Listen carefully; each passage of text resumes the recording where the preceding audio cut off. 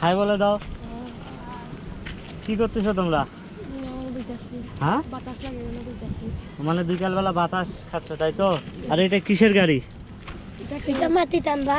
মাটি টানার গাড়ি হয় নাকি? গাড়ি তো খুব চমৎকার, সিএনজির টায়ার নাকি? এদের সাথে দেখা হয়ে গেল। হ্যাঁ, বড় মাটি। আচ্ছা আচ্ছা, তো যাই হোক, ঠিক আছে, আমি একটু সামনে ঘুরে আসি। হ্যাঁ, ফাঁকা আসি, আল্লাহ হাফেজ। এই যে ছোট ছোট ছোট ছোট অনেক পাথর, সম্পূর্ণ মাটির এই জায়গাটা কিন্তু পাথর দিয়ে ভর্তি। আর এইটা হচ্ছে অল্প একটু রাস্তা, এটা দিয়ে এখন আমি এই যে এদিক দিয়ে ঠিক সামনে যাব।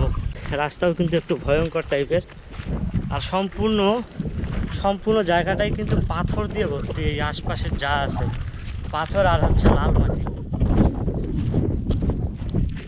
তো ওই পাশে ওই যে দেখেন, এই ছোটো ভাই আমাকে কিন্তু সতর্ক করে দিছে, এই যে এই জায়গাটা দেখেন ফাটল ধরছে।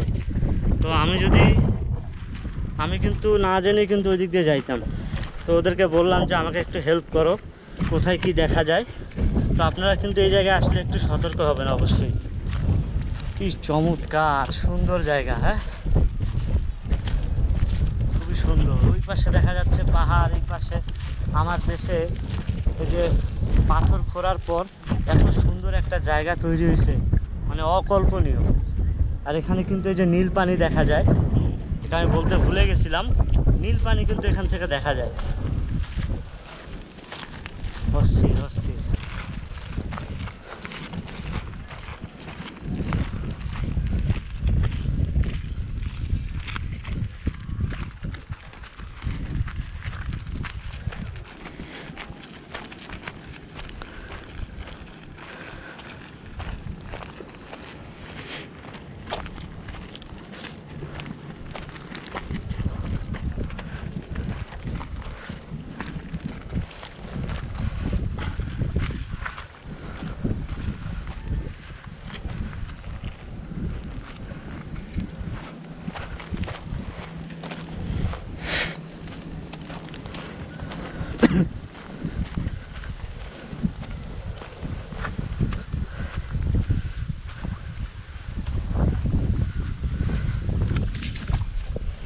আমরা কিন্তু গাইস আরফিন টিলার একদম মেইন টিলায় চলে আসছি, আর এটা হচ্ছে মাজার।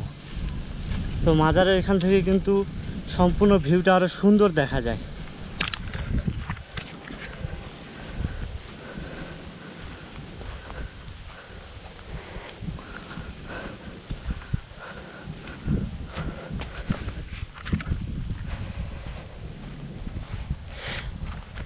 এই যে গাইজ, এটাই হচ্ছে মূলত মাজার, আর এখন আমরা টিলার উপরে আছি।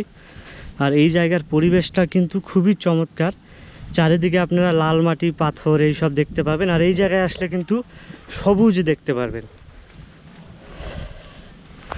আর এই যে এটা হচ্ছে মেইন ভিউ পয়েন্ট, আর এখান থেকেই কিন্তু সম্পূর্ণ জায়গাটা দেখা যায়।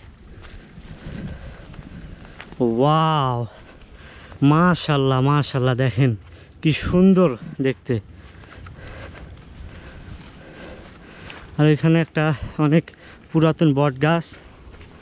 এই যে সামনে ছোট ভাইগুলো আমাকে হেল্প করতেছে দেখার জন্য। এই যে দেখেন কতটা সুন্দর জায়গা।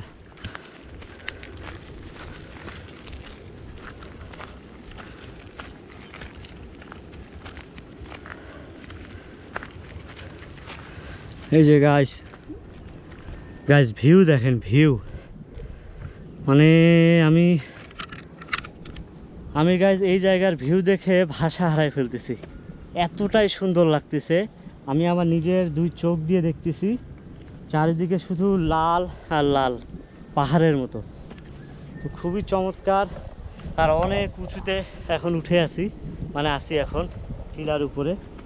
চিন্তা করেন আশপাশের কতগুলো জায়গায় খুঁড়ে পাথর উত্তোলন করছে সরকারিভাবে, আর তোলার পর এইরকম সুন্দর একটা জায়গায় পরিণত হয়েছে। এই জায়গাটা যেমন সুন্দর, তেমন কিন্তু আসার পথও কিন্তু একটু ভয়ঙ্কর টাইপের। তো আপনাদেরকে আসলে একটু সাবধানে আসতে হবে। আর এখান থেকে আপনারা মেঘালয় রাজ্যের খুব সুন্দর দৃশ্য দেখতে পারবেন। মাশাল্লাহ মাশাল্লাহ সুবহানাল্লাহ। আর এই যে পাশে হচ্ছে মাজার, আর ওখানেও একটা খুব সুন্দর ভালো একটা ভিউ পয়েন্ট আছে। ওই যে ছোট ভাইটা ওখানে দাঁড়াইছে। তোমাদের কেমন লাগে বলো তো? তোমরা তো এখানেই থাকো, তো তোমরা কি বিকেলবেলা এই জায়গায় মাঝে মাঝে আসো ঘুরতে? তো কেমন লাগে বলো? ভালো লাগে। ভালো লাগে তোমার? তোমারও ভালো লাগে? তোমার? ভালো লাগে। বাহ, সবারই ভালো লাগে। তাহলে বলেন আমার কেন ভালো লাগবে না? এত সুন্দর একটা জায়গা। আর এখন দেখতে পাচ্ছি মেঘ আসতেছে এইদিকে, পাহাড়ের উপরে মেঘ দেখা যাচ্ছে। আর এই যে নিচে হচ্ছে নীল পানি দেখা যাচ্ছে। আমি একদম মাজারের উপর থেকে একদম নিচে চলে আসছি। আর এই জায়গার পানি কিন্তু অনেক নীল নীল টাইপের, আর হচ্ছে অনেক গভীর এই জায়গাগুলো। কারণ এই জায়গাগুলোতে প্রচুর পরিমাণে খনন করে পাথর উত্তোলন করা হয়েছে। আর এই সম্পূর্ণ বিশাল একটা জায়গা, এই জায়গাতে কিন্তু ছোট ছোট সাদা পাথর, মানে এক কথায় পাথরের খনি বলা চলে। তো বাংলাদেশে এটা এই একটা জায়গা। তো এই জায়গা থেকে কিন্তু ওই যে এখন দূরে দেখা যাচ্ছে পাথর উত্তোলন করতেছে। আর এই নৌকাগুলোতেই কিন্তু পাথর উত্তোলন করা হয়, যদিও এই দুইটা নৌকো ভাঙ্গা। তবে এই জায়গার নৌকোগুলো বৈশিষ্ট্য হচ্ছে একটু লম্বা টাইপের, হ্যাঁ। আর এই নৌকোগুলোতে কিন্তু পাথর বহন করে করে দেন পাড়ে রাখা হয়। তো খুবই সুন্দর পরিবেশ। এই জায়গায় আপনি লেকের মতো পরিবেশ দেখতে পারবেন, পাহাড়ের খুব সুন্দর দৃশ্য উপভোগ করতে পারবেন, আর নির্মল ঠান্ডা বাতাস। এখন দেখি আমি ফেরার পথে